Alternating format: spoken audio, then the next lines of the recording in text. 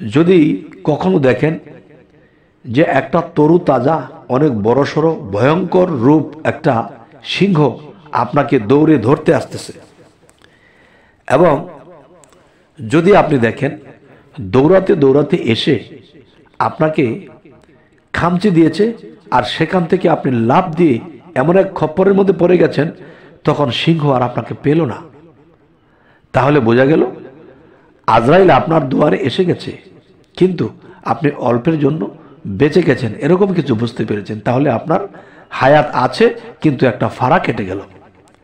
যদি আপনি কখনো দেখেন যে একটা সিংহ আপনাকে তাড়া করছে, এক প্রকার আপনাকে ধরেই ফেলেছে এবং ধরে আপনাকে কামড় দিয়ে সে আস্তে আস্তে ছিঁড়ে বেড়ে খাইতে শুরু করেছে, আর এরকম দৃশ্য যদি আপনি দেখেন, তাহলে আপনার মৃত্যুর সময় ঘনিয়ে গেছে, আপনার আর হায়াত নেই। ঘুম থেকে চিৎকার দিয়ে উঠেছেন, এখন বলতেছেন, হে আল্লাহ, কি দেখলাম? এটাই দেখলেন যে আজরাইলের একটা রূপ, সিংহের রূপ, এই রূপে আসে। তাহলে আপনি ব্যাখ্যা বুঝবেন কি যে আপনার হায়াত আর অল্প কিছুদিন আছে। যেমন আপনি যদি এই স্বপ্নটা দেখে থাকেন রাতের 12টার পরে, তাহলে আপনার মাসখানি সময় আছে।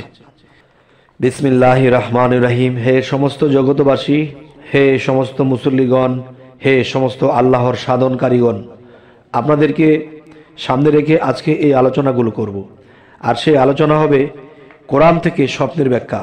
কোরআন থেকে যে স্বপ্নের ব্যাখ্যাগুলো হবে, এই ব্যাখ্যাগুলো যদি নিয়মিত আমরা বুঝতে পারি এবং এই আইনে আমরা চলতে পারি এবং পঙ্কনে পঙ্কনে আমরা স্বপ্নর ব্যাখ্যা বুঝে চলতে পারি, তো ইনশাল্লাহ আমাদের ইহকাল ও পরকাল আমরা ধন্য হব। তো আজকে শুরু করছি, অবশ্যই মন দিয়ে শুনবেন। সেটি হলো, দেখুন, কেউ যদি সূরা আল লাইল পড়তে দেখবে, তার চরিত্র জাগরণের তৌফিক হবে এবং সম্মানী হতে বেঁচে থাকবে। এই সূরা লাইল যদি কেউ স্বপ্নে পড়তে দেখে, তার এটি হবে। কেউ যদি সূরা আদ দোহা পড়তে দেখবে, সে ইয়াতিম ও মিসকিনদের সম্মান করবে। আলহামদুলিল্লাহ। এবার আসি, বর্ণিত যে হযরত আলী রাদিয়াল্লাহু আনহু এর বংশীয় কোনো এক লোক স্বপ্নে দেখল তার কপালে সূরা আদ দোহা লিখিত আছে। তিনি হযরত মুসাইয়াব রাদিয়াল্লাহু আনহুকে তা জানানো হলো।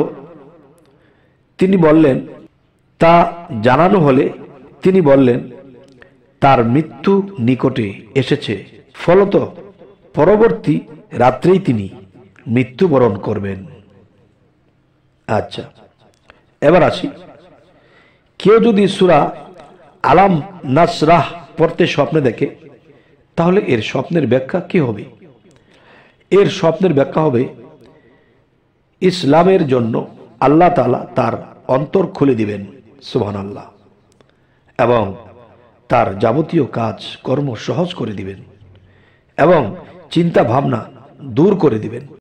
এবার আসি, কেউ যদি সূরা আত-তিন পড়তে দেখবে, তাড়াতাড়ি আল্লাহ তাআলা তার আশা আকাঙ্ক্ষা পূর্ণ করে দিবেন এবং তার জীবিকা অর্জন সহজ করে দিবেন। এবার আসি, কেউ যদি সূরা ইকরা পড়তে স্বপ্নে দেখে, তাহলে এর ব্যাখ্যা কি হবে? এর ব্যাখ্যা হবে, সে বিনয় ও নম্রতা, বিশুদ্ধতা এবং হস্তরেখায় সৌন্দর্য লাভ করবে। আলহামদুলিল্লাহ।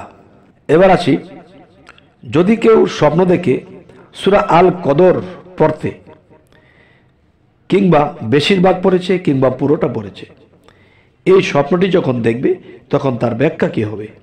এর ব্যাখ্যাটি হবে, সে দীর্ঘজীবী হবে এবং তার সম্মান বৃদ্ধি পাবে।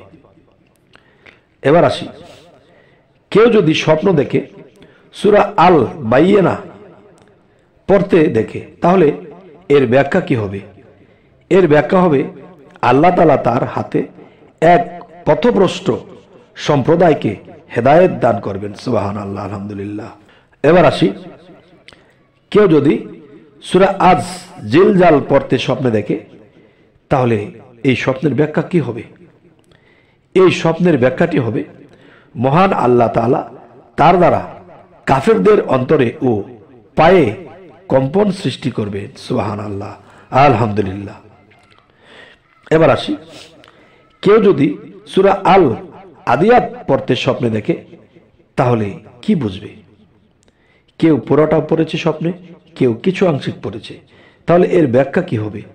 এর ব্যাখ্যা হবে সে উন্নত মানের ঘোড়া লাভ করবে, যার দ্বারা সে উপকৃত হবে এবং যুদ্ধের প্রস্তুতি গ্রহণ করবে। এবার আসি, কেউ যদি সূরা আল কারিয়াহ পড়তে স্বপ্নে দেখে তাহলে সে কি বুঝবে? এই স্বপ্নের ব্যাখ্যাটি এটাই বুঝবে যে তিনি তাকওয়া এবং ইবাদতের কারণে তার মান সম্মান বৃদ্ধি করা হবে। আলহামদুলিল্লাহ। এবার আসি, কেউ যদি সূরা আত তাকাসুর পড়তে দেখবে সে সম্পদের প্রতি অনাসক্ত হবে এবং সম্পদ জমা করা পরিত্যাগ করবে। আচ্ছা, এবার আসি, কেউ যদি সূরা আল আসর পড়তে স্বপ্নে দেখে তাহলে এই স্বপ্নে দেখার ব্যাখ্যাটা কি হবে? ব্যাখ্যাটি হবে তাকে ধৈর্যের তৌফিক দেওয়া হবে এবং হকের উপর সাহায্য করা হবে। ব্যবসা বাণিজ্য লোকসান দেখা দেবে, কিন্তু শেষে অধিক লাভবান হবে। যাই হোক, এখন কোরআন থেকে যে এই স্বপ্নের ব্যাখ্যাগুলো দেওয়া হলো, এটা তো অবশ্যই যে আপনারা অনেকবার শুনেছেন হয়তো কেউ। তো এখন আমি একটি স্বপ্নের কথা বলবো। যদি আপনি জানতে পারেন যে ইমুক তারিখে ইমুক বারে বা ইমুক দিন বা 1 মাস বা 15 দিন পরে আপনি মৃত্যুবরণ করবেন এবং আপনি স্বপ্নে দেখেছেন, স্বপ্নে দেখে এটা ব্যাখ্যা বুঝতে পেরেছেন, তো কি করে বুঝবেন যে 15 দিন বা 1 মাস পরে আপনার মৃত্যু হবে বা 6 মাস পরে আপনার মৃত্যু হবে? তাহলে দেখবেন, যদি কখনো দেখেন যে একটা তরু তাজা অনেক বড়সড় ভয়ঙ্কর রূপ একটা সিংহ আপনাকে দৌড়ে ধরতে আসতেছে, এবং যদি আপনি দেখেন দৌড়াতে দৌড়াতে এসে আপনাকে খামচে দিয়েছে আর সেখান থেকে আপনি লাফ দিয়ে এমন এক খপ্পরের মধ্যে পড়ে গেছেন, তখন সিংহ আর আপনাকে পেল না, তাহলে বোঝা গেল আজরাইল আপনার দুয়ারে এসে গেছে, কিন্তু আপনি অল্পের জন্য বেঁচে গেছেন, এরকম কিছু বুঝতে পেরেছেন। তাহলে আপনার হায়াত আছে, কিন্তু একটা ফাড়া কেটে গেল। যদি আপনি কখনো দেখেন যে একটা সিংহ আপনাকে তাড়া করছে, এক প্রকার আপনাকে ধরেই ফেলেছে এবং ধরে আপনাকে কামড় দিয়ে সে আস্তে আস্তে ছিঁড়ে বেড়ে খাইতে শুরু করেছে, আর এরকম দৃশ্য যদি আপনি দেখেন, তাহলে আপনার মৃত্যুর সময় ঘনিয়ে গেছে, আপনার আর হায়াত নেই। ঘুম থেকে চিৎকার দিয়ে উঠেছেন, এখন বলতেছেন, হে আল্লাহ, কি দেখলাম? এটাই দেখলেন যে আজরাইলের একটা রূপ, সিংহের রূপ, এই রূপে আসে।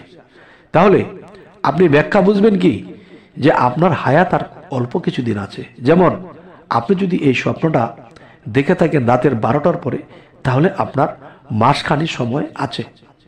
যদি আপনি এই স্বপ্নটা দেখেন 3টার পরে বা 4টার দিকে, তাহলে মনে করতে হবে আপনার সময় আর 12 থেকে 13 দিন আছে। আর যদি আপনি এই স্বপ্নটা দেখেন ঘুম থেকে ওঠার আগে, আপনার 2 থেকে 3 দিনের মধ্যে আপনার মৃত্যু হতে পারে।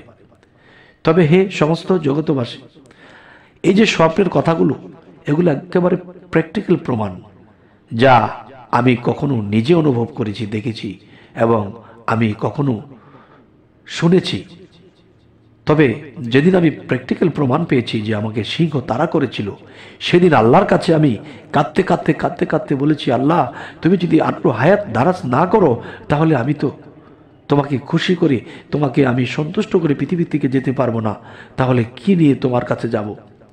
তখন আল্লাহর কাছে দরখাস্ত করতে করতে, কান্নাকাটি করতে করতে, তখন আমি একদিন দেখলাম সিংহ আমার কাছে নীরবে এসেছে, ভয়ঙ্করভাবে আসেনি, এবং সে আমাকে দেখে আবার হাঁটতে হাঁটতে নীরবে চলে গেল।